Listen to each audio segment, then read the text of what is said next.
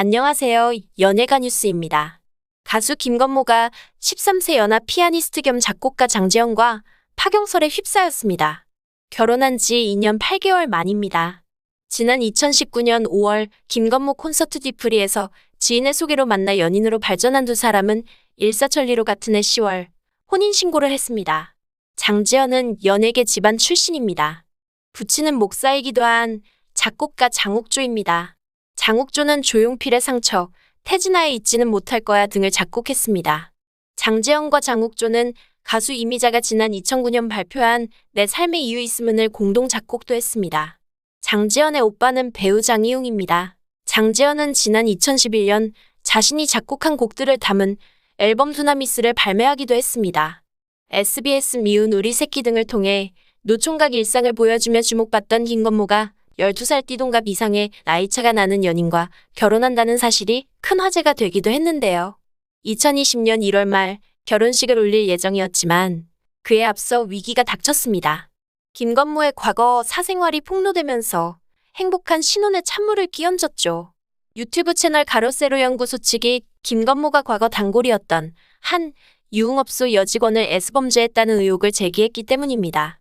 하지만 아이러니하게도 김건모와 장재현을 소개시켜준 사람이 가로세로 연구소 강용석의 부인이라는 사실이 밝혀지면서 충격을 주기도 했습니다.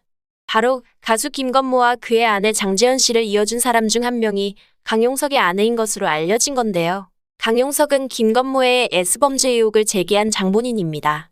이진우 연예기자는 자신의 유튜브 채널에서 장재현과의 전화 녹취 파일, 문자 메시지 등을 공개했었습니다. 2019년 당시 장재현은 자신과 김건모를 이어준 사람 중 강용석의 아내가 포함된 것이 맞다고 인정하며 선의로 소개해준 것에 여전히 감사하고 있다고 말한 바 있습니다. 그러나 김건모는 혼인신고 후 얼마 안 돼서 강용석이 참여한 S범죄 소송에 휘말렸으며 김건모는 마지막까지 무고를 주장했고 지난해 11월 법원은 김건모의 S범죄 의혹을 무혐의로 판단해 불기소 처분을 내렸습니다. 하지만 사생활 논란 이후 김건모를 보는 대중의 시선은 차가워졌고 결국 그는 모든 활동을 중단했습니다. 여기에 코로나19 팬데믹이 덮치면서 결혼식과 함께 데뷔 25주년 콘서트도 무산됐습니다. 10일 여러 매체에 따르면 김건모와 장재현이 이혼 절차를 진행 중인 것으로 알려졌습니다. 부부 사이가 소원해져 이미 몇 개월 전부터 별거 중이며 최근 각자의 길을 가기로 합의했다고 전해졌는데요. 일부에서는 김건모 측이 현재 이혼에 대해 구체적인 사항을 논의 중이라고 밝히기도 했습니다. 이에 대해 소속사 측은 별다른 입장을 밝히지 않고 있습니다. 김건모는 비록 2년 만에 S범죄 의혹은 벗었지만 결국 결혼 생활은 파경을 맞았습니다.